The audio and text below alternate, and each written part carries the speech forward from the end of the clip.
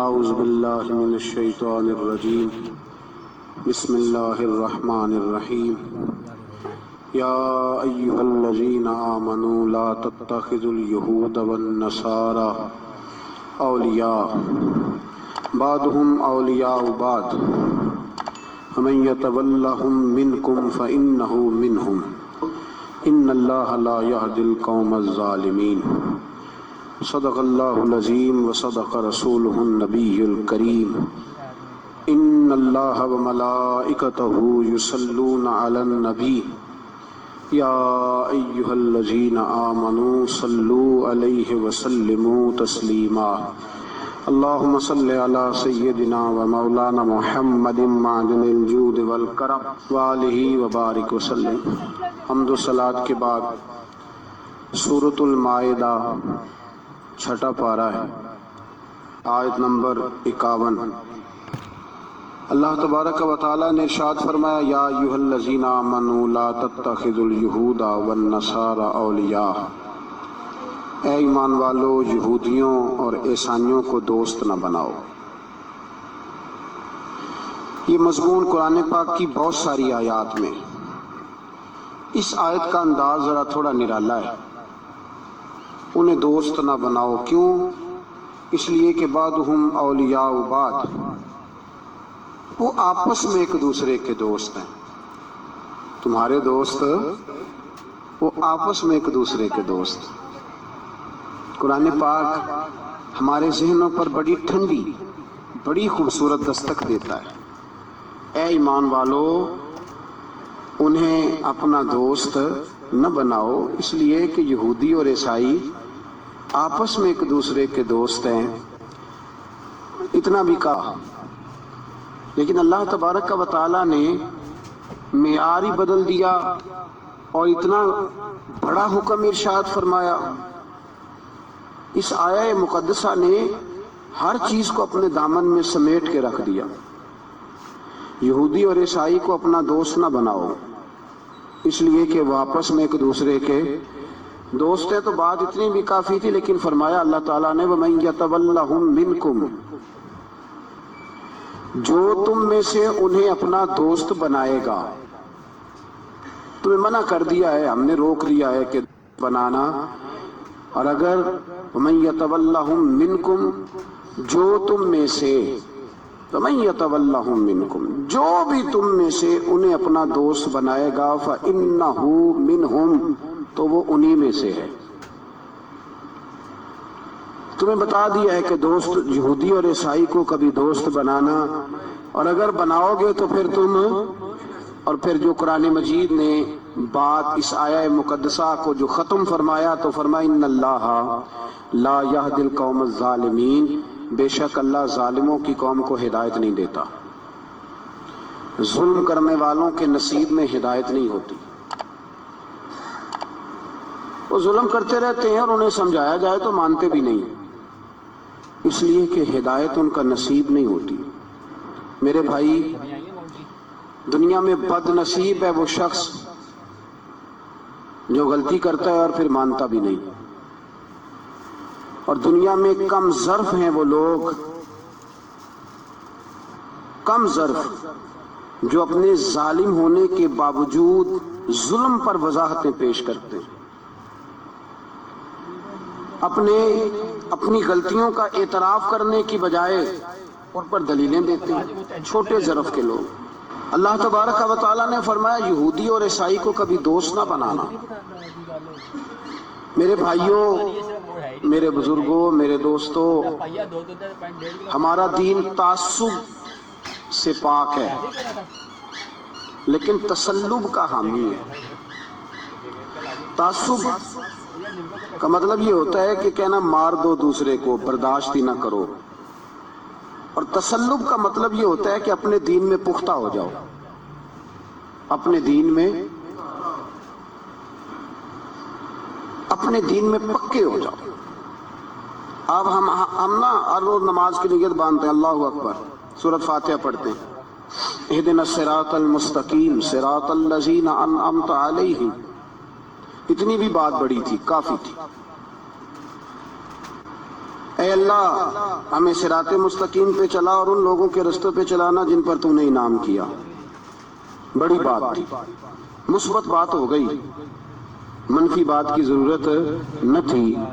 لیکن اللہ تبارک و تعالیٰ نے فرمایا کہ جہاں تم مجھ سے یہ دعا مانگو نا کہ صراط الذین انعمت علیہم، یا اللہ ان لوگوں کے رستوں پہ چلا جن پر تو نے انعام کیا، انبیاء، صلحاء، اتقیاء، صوفیاء، اولیاء، جہاں یہ دعا مانگنی ہے نا، ساتھ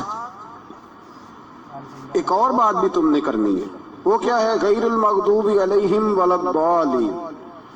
اے اللہ ان سے ہمیں بچا جن پر تیرا غضب ہوا، ان کے رستے پہ نہ چلانا جن پہ تیرا غضب ہوا اور جو گمراہ ہو گئے. اب دو باتیں سمجھ میں آئیں کہ مومن کو اپنے عقیدے سے پیار کرنا ہے اور کافر کے عقیدے سے اظہار بیزاری کرنا ہے، ان کے نظریے سے، ان کے عقیدے سے نفرت کرنی ہے. کافر کے عقیدے اور نظریے سے، اس کا کیا مطلب ہے؟ تسلب کا مطلب ہوتا ہے اپنے دین میں پکا ہونا. دو تین جملوں میں بات سمجھاتا ہوں، اگر آپ کی سمجھ میں آئی تو بڑا بہتر ہوگا. دو تین جملوں میں تسلب، پکا ہونا، اس کا کیا مطلب ہے؟ اس کا مطلب یہ ہے کہ اپنی آنکھوں پر جو تم نے اینک لگانی ہے وہ دین کی اینک لگانی ہے. جو چیز بھی دیکھنی ہے وہ دین کی آنکھ سے دیکھنی ہے. جو کچھ بھی تم نے چاہنا ہے، بڑی بات کر رہا ہوں اگر آپ سمجھے تو، جو بھی تم نے دیکھنا ہے دین کی اینک سے دیکھنا ہے. جو تم نے چاہنا ہے وہ دین کے دل کے ساتھ چاہنا ہے، اور جو تم نے سوچنا ہے وہ دین کے دماغ کے ساتھ سوچنا ہے. اس کا ترجمہ اقبال نے کیا، کہنے لگے قوم مذہب سے ہے، مذہب جو نہیں. قوم کس سے ہے؟ قوم مذہب سے ہے، مذہب جو نہیں. اور فاضل بریلوی کہتے ہیں دہن میں زبان تمہارے لیے اور بدن میں ہے جان تمہارے لیے. ہم آئے یہاں تمہارے لیے تو اٹھیں بھی وہاں تمہارے لیے. اپنی ہر چیز، ہر نقطہ نظر میں پہلے دین، اس کے بعد کوئی اور. کافر کے عقیدے سے ہمارے زمانے میں نا فلسفی، منطقی، ادیب، شاعر، ملنگ، تلنگ، یہ بڑی جماعتیں. کھچڑی ہے، کھچڑی. اب وہ کھچڑی ایک نیا درس دیتی ہے. وہ کھچڑی یہ کہتی ہے کہ یہ سارے اللہ کو پکارتے ہیں، سارے اسی کے نام ہیں. یہ سارے، ہمارے ایک سابق وزیر اعظم نے بھی کہا تھا، ایک نوجوان کی عادت دی ہے گھسی پٹی جماعت نے، وہ بھی یہی کہتے ہیں. ہولی پہ بھی چلے جاؤ، دیوالی پہ بھی چلے جاؤ، ہندوؤں کے مندر میں بھی چلے جاؤ، وہ کہتے ہیں سارے اسی کے نام ہے. جو بت کو پکار رہا ہے وہ بھی اسی کو ہی پکار رہا ہے، معاذ اللہ. جو رام رام کہہ رہا ہے وہ بھی بات اصل وہی ہے. وہ بیوقوف ہو. اگر بت کو پکارنے والا بھی کسی نہ کسی رنگ میں اللہ کو ہی پکار رہا تھا، معاذ اللہ، تو پھر نبی پاک صلی اللہ علیہ وسلم کو کیا ضرورت تھی بتوں کا مقابلہ کرنے کی؟ تم نے تو سارا دین ہی مشکوک کر دیا ہے، ہر شے مشکوک ہو گئی. جو بتوں کو پکار رہا ہے وہ بھی اسی کو پکار رہا ہے، جو رام کہہ رہا ہے وہ بھی اسی کو کہہ رہا ہے، جو پتھر پوج رہا ہے وہ بھی. کیا تماشا لگایا ہوا ہے! اللہ تبارک و تعالیٰ تو اتنا غیور ہے، وہ کہتا ہے ان اللہ لا یغفر ان یشرک بہ ویغفر ما دون ذلک لمن یشاء. میں ہر چیز بخش دوں گا، میرے ساتھ کسی کو شریک نہ بنانا، میں اس کی معافی نہیں دوں گا. اللہ کے پیارے پیغمبر حضرت عزیر، جناب عیسیٰ علیہ السلام کو جب لوگوں نے معاذ اللہ خدا کا بیٹا کہا تو رب تبارک و تعالیٰ نے قرآن پاک کی آیتیں نازل فرمائی. فرمایا یہ جھوٹ بولتے ہیں، یہ ظلم کرتے ہیں اپنی جانوں پر. او بھائی، یہ کھچڑی جو پکا رہے ہیں نا ملنگ لوگ، ادیب لوگ، سارے اسی کے نام ہیں. اس کا ایک ہی نام ہے، لا الہ الا اللہ، لا الہ الا اللہ، لا الہ الا اللہ. اس کے سوا کوئی بھی معبود ہو ہی نہیں سکتا، سوال ہی نہیں. او خدا کے بندے، یہ فلسفہ. اور پھر ہم سیانے بڑے ہیں، ہمارے دلوں میں رحمت بڑی ہے، نرمی بڑی ہے. کافر کے حق میں، مشرک کے حق میں سارے بھی اسی کو پکارتے ہیں. تو مہربانی کرنے والا ہے یا نبی پاک زیادہ رحمت للعالمین؟ حضور نے تو فرمایا بت کے پجاری سے جہاد ہوگا تلوار کے ساتھ. पंडित और जोगी काटे जाएंगे तलवार के साथ। जो अल्लाह तबारक व तआला की तौहीद में किसी को शरीक करेगा, मुसलमान उसके खिलाफ उठेंगे। तू कह रहा सारे ही एक है। तसल्लुब नहीं, दीन की पुख्तगी नहीं।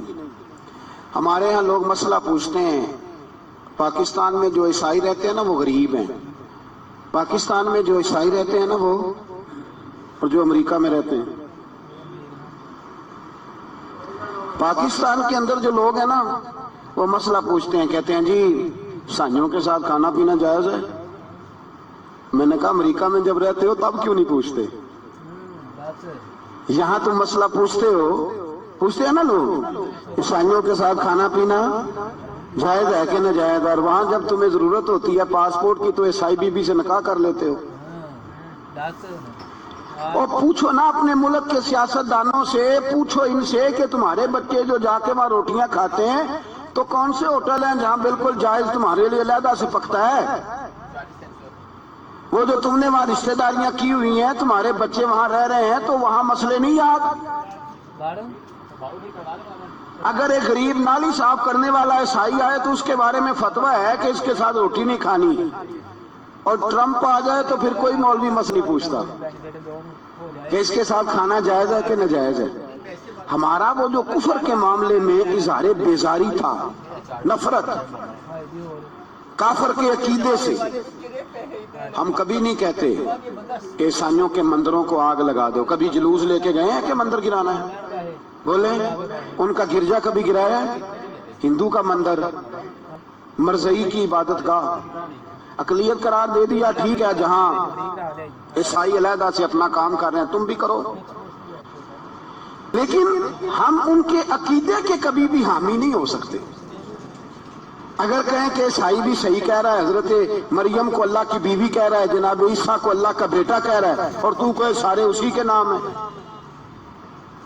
तो ये बात तेरी दुरुस्त है। इसलिए कि हम तो रोज कहते हैं कुल हुवल्लाहु अहद अल्लाहुस समद लम यलिद व लम यूलद, न किसी का बाप है न किसी का बेटा है, वलम यकुल लहू कुफुवन अहद, उसका तो कोई हमसारी नहीं, उस जैसा दूसरा कोई है ही नहीं। तो भाई जिस अकीदे का तो ऐलान कर रहा है, जो आदमी तेरे अकीदे के खिलाफ चल रहा है, उसको तूने सही कैसे कह दिया? ये कैसे हो गया? तो मेरे भाई, इस्लाम ये कहता है कि असास, बुनियाद, नजरिया, तो अपने नजरिए पे नाज करेगा, दूसरे के नजरिए से इजहार बेजारी करेगा। और भाई जागो, और बस कर दो, जाग जाओ। असास, बुनियाद, नजरिया असल है, और असल पर समझौता हो सकता हो ही नहीं सकता। बुखारी शरीफ में एक हदीस है, बात मजबूत करने के लिए अर्ज करता हूँ। हजरत याहया एक ताबी बुजुर्ग है, वो कहते हैं हजरत अब्दुल्ला इब्न उमर रदी अल्लाह ताला अन्हु मेरे पास आए तो मैंने उनसे कहा, हुजूर हमारे मोहल्ले में एक जमात रहती है मुसलमानों की, वो नमाजें भी पढ़ते हैं, रोजे भी रखते हैं, ज़कात भी देते हैं, हज भी करते हैं, बस तकदीर को नहीं मानते। सिर्फ एक चीज के इनकारी है, तकदीर के। तो क्या हुक्म है? तो आप फरमाने लगे, उनसे कह दो कि हमारा तुम्हारा कोई ताल्लुक नहीं, उनसे कह दो हमारा तुम्हारा रिश्ता नहीं, हमारा तुम्हारा कोई किसी किस्म का राबता। और फरमाया उनको बता देना कि रसूल पाक के सहाबी ने फतवा दिया है, जितनी मर्जी नमाजें पढ़ो, जितने मर्जी रोजे रखो, और ओहद पहाड़ के बराबर अगर तुम्हारा दिल करे तो सदके करो, पर तुम्हारा कोई अमल अल्लाह की बारगाह में कबूल नहीं, जब तक तुम्हारा अकीदा सही नहीं, जब तक तुम्हारा नजरिया ठीक नहीं, उतनी देर तक कोई अमल अल्लाह की बारगाह में तुम्हारा काबिल कबूल नहीं। असास और बुनियाद पर समझौता हो सकता, बुनियादों पर समझौते नहीं होते भाई। और एक होता है गुनाहगार, एक होता है गद्दार। गुनाहगार और गद्दार में बड़ा फर्क होता है। एक आदमी शराब पीता है, किसी ने उसको मना किया तो उसने कहा यार मेरी गलती है, आइंदा नहीं पीऊंगा, वो गुनाहगार है। एक ने कहा नहीं पीनी चाहिए, वो काफिर है।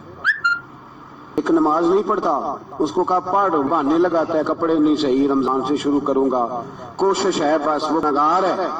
एक कहता है नमाज पढ़नी नहीं चाहिए, वो कहे। ایک کے جیب میں پیسے تھے، حج کرنے نہیں گیا، بہت بڑا گناہ کیا۔ ایک کہتا ہے حج کا ہی نہیں چاہیے، وہ کافر ہو گیا۔ وہ بھائی گناہگار ہوتا ہے غدار، دونوں میں فرق ہے۔ اب تو غداریاں ہو رہی ہیں، سرے عام حملے ہو رہے ہیں، حکومتوں پر پریشر ہے۔ یورپ ایک منٹ سے پہلے مرزئی کو ویزا دیتا ہے، قادیانی کو ویزا دیتا ہے۔ یہ سپر کافر ہیں قادیانی اور مرزئی، اور بڑی ذمہ داری سے کہہ رہا ہوں، یہ کل بھی کافر تھے، آج بھی، کل بھی کافر تھے اور آج بھی، اور قیامت تک۔ اور اگلی بات سن لو، من شکا فی کفرہ فقد کفر، جو ان کے کفر میں شک ہے کافر ہے۔ سن لو، یہ فتویٰ دے دیں بے شک جس کو مرضی۔ من شکا فی کفرہ فقد کفر، جس بندے نے مرزئی کے قادیانی کے کافر ہونے میں شک کیا، وہ بندہ بھی پکا کافر ہے، پیٹا کافر ہے، جس نے ان کے کافر ہونے میں جڑے آکر سانو پتہ ہی نہیں لگا اسی کی کر بیٹھے، ان کے لیے کوئی قانون نہیں۔ وہ جس نے کہا نا مرزئی اس کا قانون بدلنا ہے، اس کو ایک پرچی تیری میری بھی شامل ہے۔ ایسے نہ کہنا کہ وہ بڑے بے ایمان نکلے، کافر نکلے، تو نے بھی ٹھپا لگایا ہے، تو ساتھ ہے، تو شامل ہے۔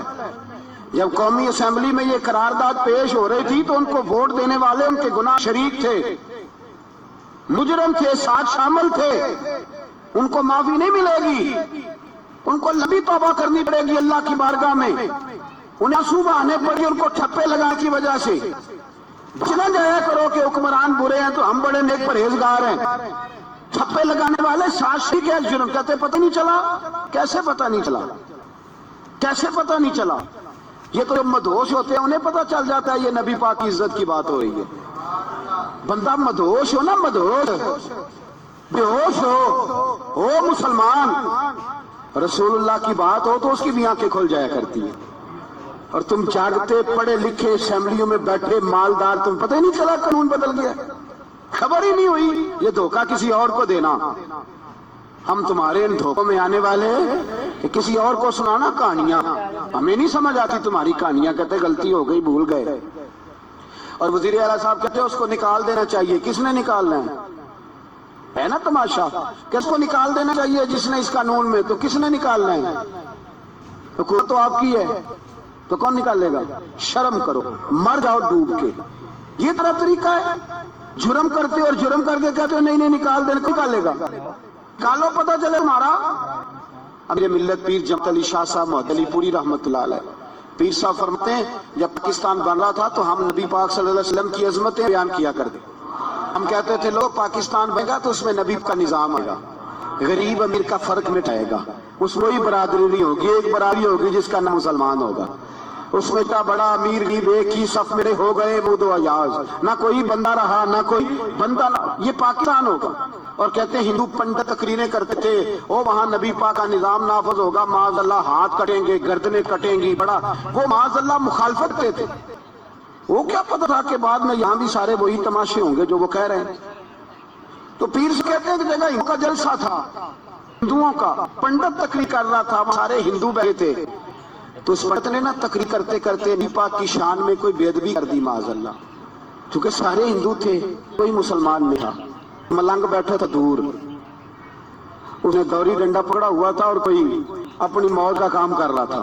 آگے پتہ ہے ان کے بعد جو ڈنڈا ہوتا ہے بڑا رنگین ہوتا ہے، کو اسپیشل بنایا ہوتا ہے انہوں نے، تو بیٹھا ملنگ۔ میں نے کہا بے ہوش بھی ہو نا، جو بے ہوش ہو مسلمان، رسول اللہ کا نام آئے تو اس کی بھی کھل جایا کرتی، تیری بند کی باندھی رہ گئی ہے کیسے ہوگی؟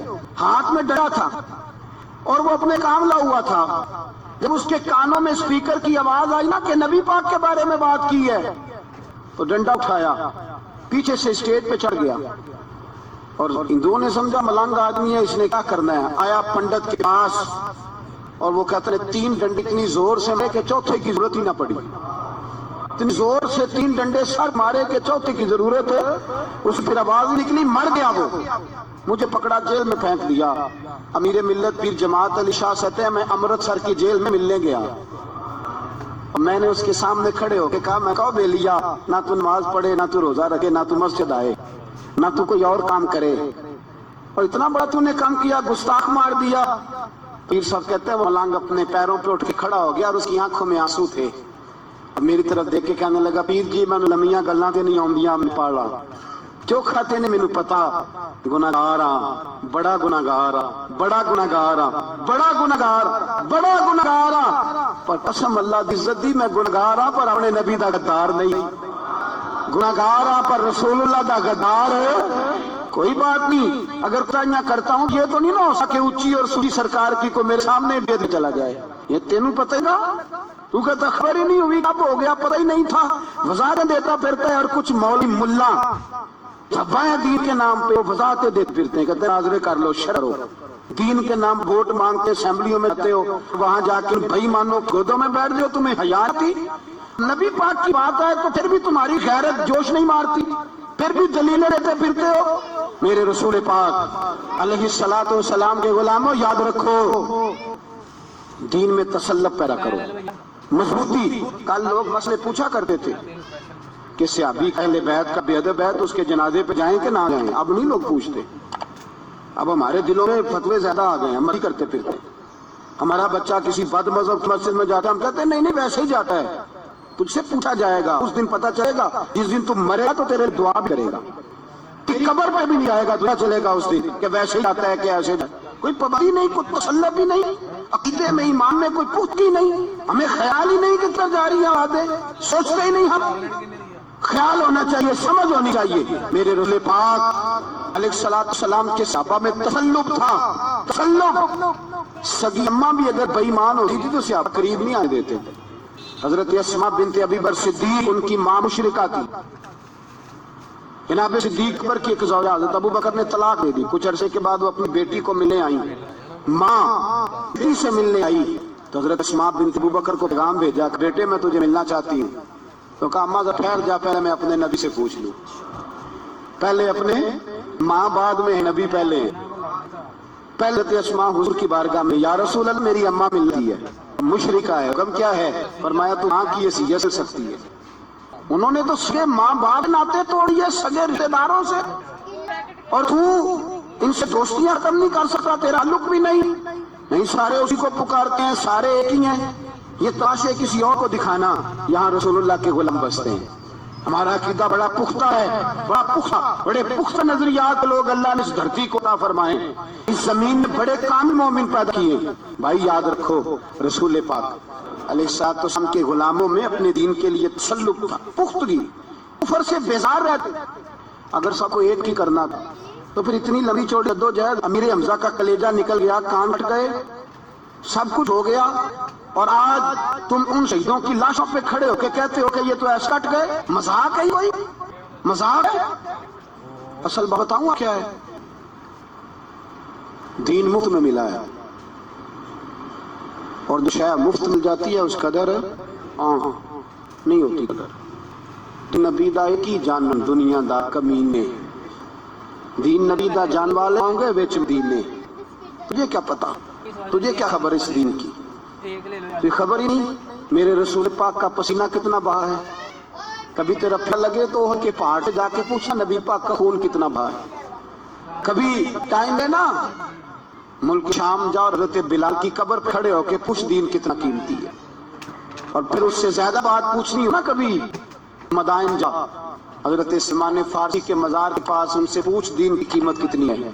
तुझे बताएंगे कई 100 साल लग गए नबी पाक के कदम पहुंचने, 100 साल, कई 100 साल। और अगर फिर भी तुझे तसल्ली ना हो, जन्नतुल बकी में जा और सैयदा तैयबा हजरत फातिमा ज़हरा से पूछ, उनसे पूछ बीबी इस दीन की कदर क्या है। वो तुझे बताएंगी कि जब दीन के चेहरे पे सुर्ख रंग भरना था मैंने हुसैन का खून दे के भरा है। वो तुझे बताएंगी इस दीन को पेंट करना था तो मैंने जनाब अली असगर के बाजू के साथ मुसव्वरी की है। को आसान समझ रखा है लोग ने, आसान समझ रखा है, तुम काटे। और आज उठने वाला सूफी और दरवेश कहता सारे एक ही हैं, सासी बनते हैं। सियासतदान का दिल करता है वो जाके मंदिरों में पूजा करता है, जिसका दिल करता है वो जाके हिंदुओं की होली दिवाली में शरीक हो जाता है। सब एक ही हैं। अगर एक ही थे तो हुसैन असगर क्यों से हुआ? अगर सब एक थे तो जनाब अली अकबर शहीद हुए। एक ही ठीक है, मजा ये था, ये मज़हबी कुर्बानियां नहीं आती बते हुए। जागो और अपने दीन को सो। रसूल पाक علیہ السلام نے دین دیا، تسلب ہے، کفر سے بیزاری، کتنی زاری؟ حضرت حبیبہ رضی اللہ تعالیٰ عنہ مومنی، ہماری اماں ہے، کے نام تو بچانے چاہیے نا، یہ مومنہ ہیں، ابو کی بیٹی حضرت ابو رضی اللہ عنہ کی بیٹی پاکی زوجہ جناب امیر اللہ تعالیٰ عنہ کی بہن زوجہ تھی، امیر باپ کی بیٹی، مدینے بائیں تو نبی میں غربت دیکھی، کئی کئیوں کے فکر اختیاری پہ دیکھے۔ ابو سفیان مذاکرات سلسلے میں مدینے انہوں نے سوچا سیدھا کے گھر جاتا، تو کہتے ہیں تم میں حدیث صحن میں دار چارپائی پہ بچھا ہوا تھا، حبیبہ ایک سے بیٹھ کر تو کے ساتھ ہی کام تھی، ابو سفیان میری بیٹی نظر پڑی، حبیبہ جلدی بس چارپائی پہ بچھا ہوا تھا، وہ بس آیا لکھا اندر لے، میں باہر آئی نے بیٹی کے ہاتھ رکھا، ہم کہا بیٹی میں سے آؤں، بستر پہ نظر پڑ لگتا ہے کئی سال پرانا، پیپ بھی لگے ہوئے، تو اس لیے رکھا ہی ہے کتنے بستر کو بٹھاؤں یہ رکھا ہی ہے، تو بیٹی امی گھر سے آئے، تین گھر میں اس کی ختم نہیں، دین کا تسلب ام المؤمنین کا پختگی اور کفر سے بیزاری، کہنے لگی با جی ابھی کافر، تو آپ کی سوچ ابھی بدلیں، میں اس لیے بستر اندر کے آئی کہ قابل نہیں تھا، میں تو اس لیے رکھا ہوں کہ میرے نبی کا پاک بستر ہے اور آپ پاک ہیں، وہ پاک بستر ہے، انما المشرکون نجس، مشرک پاک ہوتا ہے، آپ ہونا ہے دبا ہے، لیکن میرے باپ کی بعد میں میرے دل میں، اور اللہ بستر کی پہلے ہے، رسول اللہ کی رسول اللہ کے بستر کی قدر کہ باپ بیٹھنا جائے، اتنی نفرت مشرک ہے، اتنا اظہار باپ تو اتنی نفرت، لوگ پیالے ویار کے محبت کی پن چڑھا رہے ہیں اور کہہ رہے ہیں کہ سب صحیح ہے، اور ہمارے دلوں میں نرمی، ہمارا اپنا بار جائے، یہ نہیں دیکھتا کہ جسے شاید لگاؤں، نیشنل زیادہ ضروری ہے کہ ایمان، پیسے زیادہ ضروری کہ ایمان، دین زیادہ ضروری دولت، تماشا ہے بیچتے ہیں، فائل کر دیا سب کو، تسلب ہی نہیں، وہ خالی نہیں، توجہ ہی نہ ہماری، میرے رسول پاک علیہ السلام کے صحابہ جو چٹے دین کے ملے میں اپنا پیارا سامنے آتا تو کافر سمجھ کے قتل ہوتے، اس لیے کہ سمجھتے قوم مذہب سے ہے، مذہب جو نہیں تم بھی، اگر دین نہیں رہے گا تو کوئی ہے باقی نہیں رہے گی، یاد رکھنا، اگر دین رہے گا میرے حبیب پاک ایک سلام کے غلام کا یہ حال، احد کے اندر افواہ پڑ گئی کہ وہ شہید ہو گئے، حضرت انس بن مالک کے چاہتے انس بن نضر رضی اللہ تعالیٰ یا افواہ حضور شہید ہو گئے تو جناب نظر اٹھے ہاتھ پکڑی، صحابہ سے لگے یا حضور شہید ہو گئے کیا کریں، فرمایا حضور شہید ہو گئے تو ہم زندہ کے کیا کریں، یہاں کی بیٹھے ہو، جینا بھی مصطفیٰ کے لیے، مرنا بھی مصطفیٰ کی، اگر حضور علیہ السلام ڈال کر گئے تو اٹھو، ان ایمانوں سرتے ہیں جنہوں نے مصطفیٰ کو شہید کیا ہے، اٹھو، حضرت انس بدر میدان نکلے، اس طرح لے کہ صحابت نظر کی پرواہ، تیر رستے پرواہ ہی نہیں، تلواریں چرہی پرواہ کوئی نہیں، ان کے وجود پر نیزوں کے خم آتے پرواہ ہی نہیں، حضرت انس بدر اتنا لے کے شہید ہوئے، جب شہادت بعد ان کی لاش دے تو 80 زخم نظر، تلوار کے نیز 80 زخم، حضور لیے لوگوں نے جان دے دی، پڑھائی نہیں کی، یہاں اس مسئلے کو ہمارے ہاں لوگ سمجھ نہیں، ختم نبوت کا مسئلہ بڑا حساس ہے، ما کان محمد احد من رجالکم لیکن رسول اللہ خاتم النبیین، ہم ختم بھی نہ کسی تو اس میں بھی نبوت آیت پڑھتے ہیں، اس لیے کہ یہ بادی مسئلہ لوگوں کو بتائیں، جو مرنے والا گیا ہے دنیا سے وہ پاکی ختم نبوت اعلان کرتا گیا ہے، لوگوں کو بات بتلائیں، میرے بھی بے پاک علیہ السلام کی 1.5 سے قریب سے ہیں کہ آخری نبی میرے بعد نبی نہیں ہے، 150 کے قریب حدیثوں میں حضور نے فرمایا جگہ گا، ماں باپ نے وضاحت فرمائی کہ آخری نبی میرے بعد کوئی نبی سکتا، اور علماء نے ہے جو دعا کرے کہ میں نہیں، جس بندے نے یہ کہا کوئی دلیل کھا وہ کافر ہو گیا، وہ بھی کیوں تو سوال کی، ساس سید کا مسئلہ ہے، رسول پاک علیہ السلام کاموں نے کام دیا اس پہ کو یاد رہا، حضرت سعد بن رضی اللہ تعالیٰ عنہ کو احد کے میدان میں اتنے خم لگے کھا نہیں جاتا، بھی پاک صلی اللہ علیہ وسلم نے فرمایا کو میرے ساتھ بھی اسے پتہ کرو کہاں ہے، تو فرمائیں جب ہم آس پہنچ ان کی روح کر رہی تھی، آخری لفظ انہوں نے ادا کیے، کہنے لگے ادھر آؤ صحابہ ادھر آؤ، میری وصیت سن لو، ہم قریب گئے، ہم نے کہا شاید بچوں کے بارے میں، اولاد کے بارے میں، گھر کے بارے میں کوئی وصیت کریں گے، تو حضرت سعد بن ربیع نے وصیت فرمائی، کہنے لگے جا کے نبی پاک کے غلاموں کو میرا پیغام دے دینا، جا کے امت مسلمہ کو میرا پیغام دے دینا کہ مسلمانوں اگر تم میں سے ایک بھی زندہ ہوا اور نبی پاک کی ناموس پر کوئی حرف آیا تو پھر اللہ کی بارگاہ میں تمہارا کوئی عذر قبول نہیں کیا جائے گا، یہ میرا، یہ میدان احد میں سر سے لے کر پاؤں تک زخم لگے ہوئے ایک صحابی کا پیغام ہے امت مسلمہ کے نام۔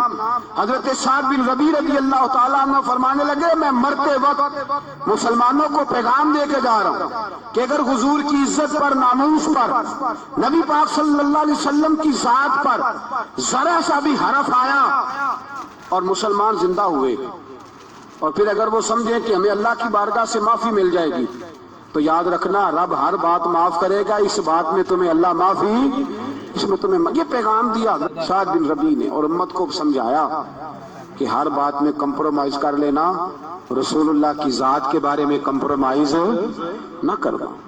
جب سے مرزائیوں کو ان سپر کافروں کو اقلیت قرار دیا گیا ہے، اس کے بعد کسی مرزائی کی عبادت گاہ جلائی ہے مسلمانوں نے؟ بولے کبھی کسی مرزائی کے ساتھ مسلمانوں نے ظلم کیا ہے؟ بعد میں ٹھیک ہے اپنی عبادت کر رہے ہیں جس طرح بھی کر رہے ہیں، باقی اقلیتیں بھی رہیں۔ کبھی دوبارہ علماء نے یہ تحریک چلائی ہے کہ انہیں پاکستان سے نکالو، یہ کیوں بستے ہیں یہاں؟ اقلیت ہے تو رہنے دو جی، جو بے ایمان ہے، کافر ہے، اسے گھسیٹ کے دین میں کیوں لاتے ہو جب وہ آنا نہیں چاہ رہا؟ انہوں نے اس کانے بے ایمان کو نبی مانا ہوا ہے، وہ اس کو پیغمبر مانتے ہیں، کبھی ذلی نبی مانتے ہیں، کبھی بروزی نبی مانتے ہیں، پوری دنیا نیٹ ورک بنایا ہوا ہے، ہر جگہ ڈنڈورا پیٹتے پھرتے ہیں۔ وہ کہتے ہیں خاتم النبیین کا معنی یہ ہے نبی پاک کو مہرے لگانے آئے ہیں، بڑے نبی آ سکتے ہیں۔ ان کا عقیدہ یہ ہے کہ مرزا مستقل نبی نہیں تھا، وہ حضور کا سایہ بن کے آیا تھا۔ وہ معاذ اللہ جس نبی کا اللہ پاک نے ظاہری حیات میں سایہ نہیں بنایا، یہ کانا سایہ بنے گا نبی پاک کا؟ اس بے ایمان کو وہ اپنا پیشوا مانتے ہیں۔ چلو چھوڑو، جو کافر کو اپنا پیشوا مانے وہ صحیح ہوتا ہے، چلو نبی نہ بھی مانے پیشوا مانے وہ صحیح ہوتا ہے۔ اتنے پکے بے ایمانوں اور کافروں کو تم لوگوں نے گنجائش دینے کی صرف مغربی یہ جو بنانا چاہتے ہیں نا، یہ اپنے اوپر سے لیبل اتارنا چاہتے ہیں کہ نہیں جی نہیں ہم تو سب کو لے کے، وہ تو کئی دفعہ کہہ چکے ہیں جی سارے اسی کو پکارتے ہیں۔ نہ، سارے اسی کو نہیں پکارتے، اس کو اگر پکارتے ہیں تو مسلمان پکارتے ہیں، باقی اس کو صحیح پکارتے ہیں کہ جھوٹ بولتے ہیں، ملاوٹ کرتے ہیں، شرک کرتے ہیں، کفر کرتے ہیں۔ اللہ کی بارگاہ میں کفر و شرک کی کوئی معافی، یہ دنیا کو بتا چاہتے ہیں نہیں جی نہیں ہم بڑے نرم ہیں، ہم بڑے ایسے ہیں، ہم کوئی نرم نہیں، کوئی نرم نہیں، ہم نرم ہیں رحماء بینہم۔ لیکن اگر عقیدوں کو چھیڑو گے، رسول اللہ کی عزت اور ناموس اور ختم نبوت کو چھیڑو گے، اقبال کہتے ہیں ہم بڑے نرم ہیں، اتنے نرم ہیں جیسے ریشم ہوتا ہے، ہو ہلکا ہے یاراں تو برے شم کی طرح نرم، اور رزم باطل ہو تو فول ہے مومن۔ پھر ہم نرم نہیں، پھر ہمارے اندر بڑی سختی ہے، بڑی سختی۔ حضرت ابوبکر صدیق سب سے زیادہ نرم تھے، پر ختم نبوت معاملہ آیا تو سب سے زیادہ سخت حضرت ابوبکر صدیق ثابت ہوئے، سب سے زیادہ۔ ہم بڑے سخت ہیں، بڑے سخت نہ کیا کرو مسلمانوں کے ٹٹول کرو۔